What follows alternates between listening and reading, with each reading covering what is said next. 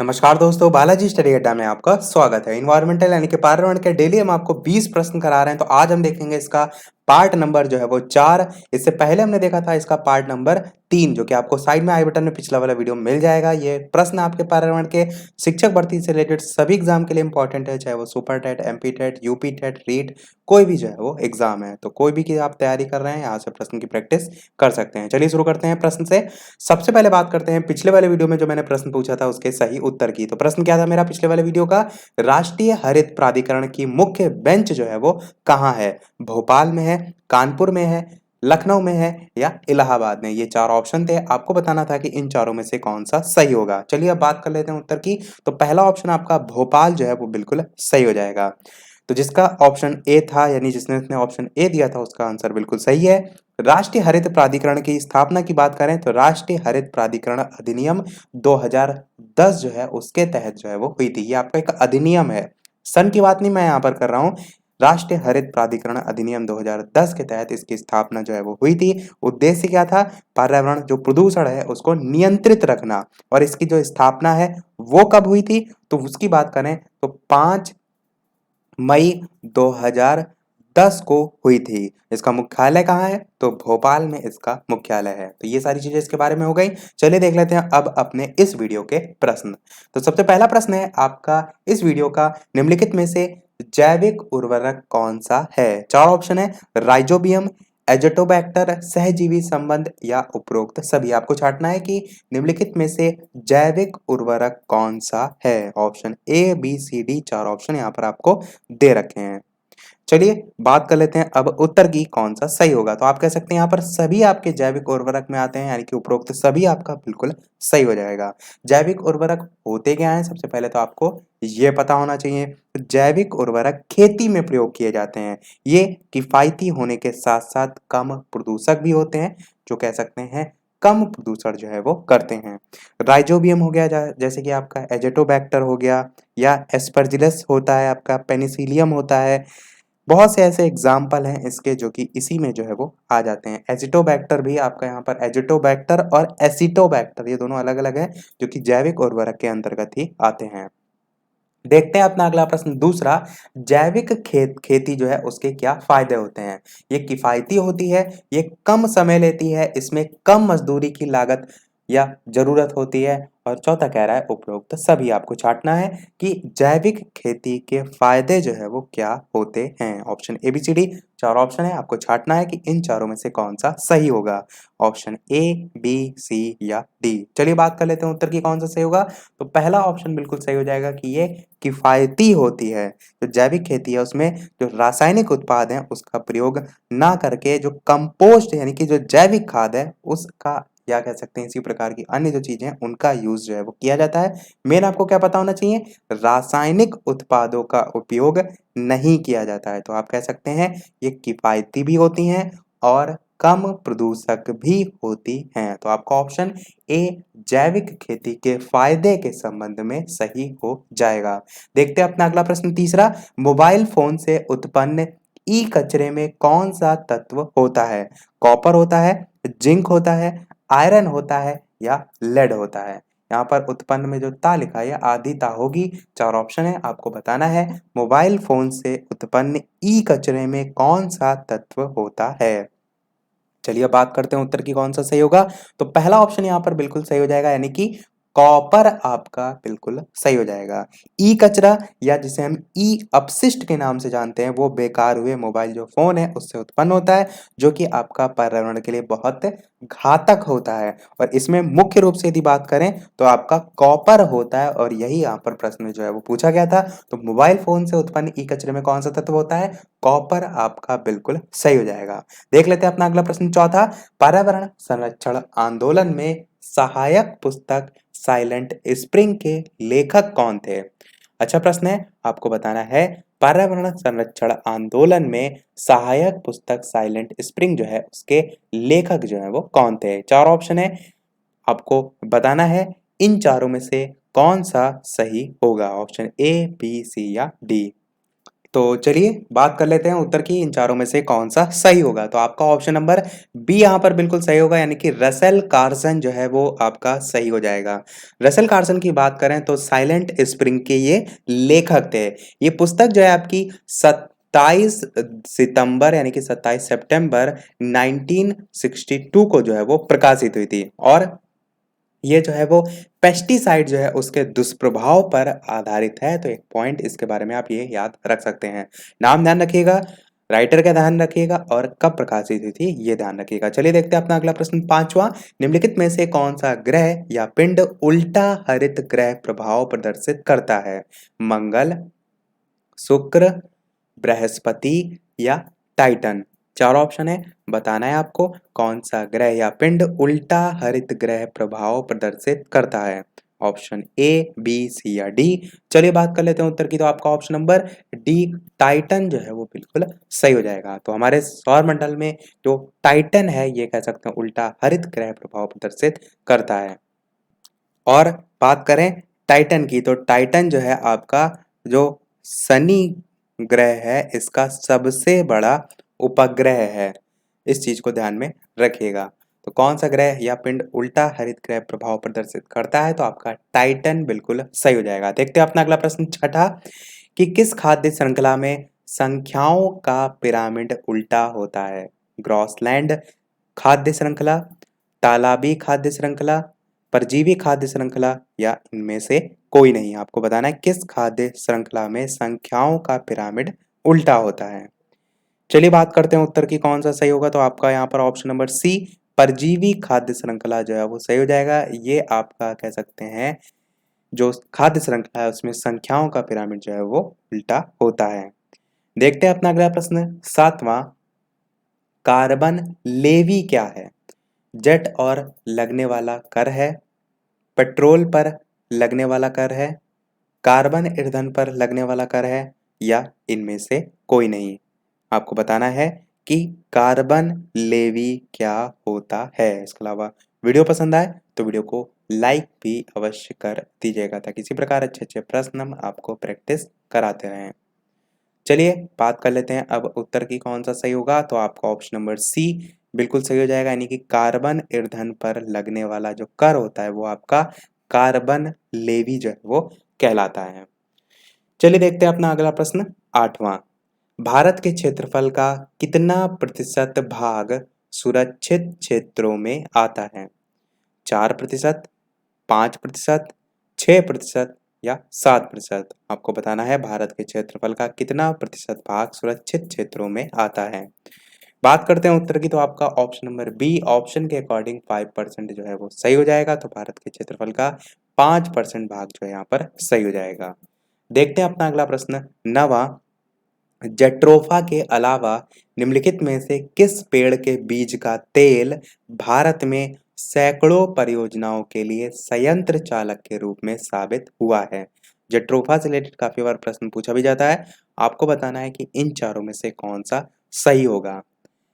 कौन सा जो पेड़ है उसके बीज का तेल भारत में सैकड़ों परियोजनाओं के लिए संयंत्र चालक के रूप में साबित हुआ है? Option A, option B, option C या ऑप्शन डी? चलिए बात कर लेते हैं उत्तर की कौन सा सही होगा। आपका ऑप्शन नंबर बी पोंगामिया पिन्नाटा बिल्कुल सही हो जाएगा। पोंगामिया पिन्नाटा की बात करें तो इसका जो तेल है पोंगामिया तेल, जो कि भारत में अनेक योजनाओं में जो संयंत्र तेल है उसके रूप में साबित हुआ है, और इसी को हम जैविक तेल के नाम से भी जानते हैं। इसी को हम जैविक तेल के नाम से भी जानते हैं। देखते हैं अपना अगला प्रश्न, दसवां, निम्नलिखित पर ध्यान दीजिए। पहला पॉइंट कह रहा है समुदाय रिजर्व, दूसरा कह रहा है पारिस्थितिकी संवेदनशील क्षेत्र, तीसरा कह रहा है जीवमंडल रिजर्व। आपको क्या बताना है कि वन्य जीव या पर्यावरण संरक्षण से संबंधित विभिन्न कार्यों में निर्धारित जो प्रक्रियाएं हैं उसके अनुसार ऊपर जो दिए गए हैं या उपर्युक्त में से कौन सा भारत में तय किया गया है? केवल एक, केवल दो, केवल तीन या ये सभी? चार ऑप्शन दे रखे हैं। चलिए बात करते हैं उत्तर की। तो आपका ऑप्शन नंबर वन बिल्कुल जो है वो सही हो जाएगा, यानी कि समुदाय रिजर्व आपका वन्य जीव और पर्यावरण संरक्षण से संबंधित होता है, यही आपका यहाँ पर सही हो जाएगा। तो यहाँ पर आपका ए वाला यानी कि केवल एक जो है वो सही हो जाएगा। तो समुदाय रिजर्व वन्यजीव और पर्यावरण संरक्षण से संबंधित है और यहाँ पर यही जो है इसके संबंध में पूछा गया था। देख लेते हैं अपना अगला प्रश्न 11वां प्रश्न कह रहा है निम्नलिखित पर ध्यान दीजिए। पहला कह रहा है जलवायु लचीला कृषि पर राष्ट्रीय पहल। दूसरा कह रहा है राष्ट्रीय सतत कृषि मिशन। आपको बताना है इनमें से प्रधानमंत्री की जलवायु परिवर्तन पर योजना में क्या शामिल है। केवल एक, केवल दो, दोनों या इनमें से कोई नहीं। चार ऑप्शन है, आपको बताना है कौन सा सही होगा। जो प्रश्न है थोड़े से आपके कठिन लेवल के हैं, परंतु कहीं ना कहीं लेवल बढ़ रहा है तो थोड़े बहुत प्रश्न हमको कठिन भी प्रैक्टिस जो है वो करना है। चलिए बात करते हैं उत्तर की। तो आपका ऑप्शन नंबर यहाँ पर 2 वाला बिल्कुल सही है। राष्ट्रीय सतत कृषि मिशन जो कि प्रधानमंत्री की जो जलवायु परिवर्तन योजना है उसमें कह सकते हैं शामिल है, यानी कि आपका उत्तर ऑप्शन नंबर बी केवल 2 जो है वो बिल्कुल सही हो जाएगा, ऑप्शन नंबर बी। चलिए देखते हैं अपना अगला प्रश्न 12वां। आईची टारगेट किससे संबंधित है। क्योटो प्रोटोकॉल से, नागोया प्रोटोकॉल से, जेनेवा कन्वेंशन से या वियना कन्वेंशन से। आपको बताना है आईची टारगेट किससे संबंधित है। तो चलिए बात कर लेते हैं उत्तर की कौन सा सही होगा। तो यहाँ पर आपका ऑप्शन नंबर बी वाला यानी कि नागोया प्रोटोकॉल जो है वो बिल्कुल सही हो जाएगा। तो आईची टारगेट जो है आपका इसी के अंतर्गत आता है। एक्चुअल में जो आईची टारगेट है इसमें जो आपका जैव विविधता है, बायोडाइवर्सिटी जिसको हम कहते हैं, उसके विषय में 20 जो लक्ष्य हैं उसका चयन जो है वो किया गया है। 20 लक्ष्यों का जो चयन किया गया है, इन्हीं लक्ष्यों को जो है वो ऐच्छिक लक्ष्य जो है वो उसके नाम से जो है वो जाना जाता है। ऐच्छिक की स्पेलिंग यहाँ पर मैं लिख देता हूँ AICHI। तो ऐच्छिक लक्ष्य या ऐच्छिक टारगेट इन्हीं को जो है वो कहा जाता है और ऐच्छिक टारगेट इसी से जो है वो संबंधित है। चलिए देखते हैं अपना अगला प्रश्न 13वां। अम्लीय वर्षा ऐतिहासिक इमारत जो है उनका नुकसान करती है। इनमें से कौन सी ऐसी प्रतिक्रिया का अंतिम उत्पाद है। चार ऑप्शन है, carbon dioxide, gypsum, calcium carbonate या बुझा चूना। चार ऑप्शन है, आपको बताना है कि अम्लीय वर्षा ऐतिहासिक जो इमारत है उनका नुकसान जो है वो करती है। इनमें से कौन सी ऐसी प्रतिक्रिया का अंतिम उत्पाद है। ऑप्शन ए, बी, सी या डी। चलिए बात कर लेते हैं उत्तर की कौन सा सही होगा। तो आपका ऑप्शन नंबर बी जिप्सम जो है वो बिल्कुल सही हो जाएगा।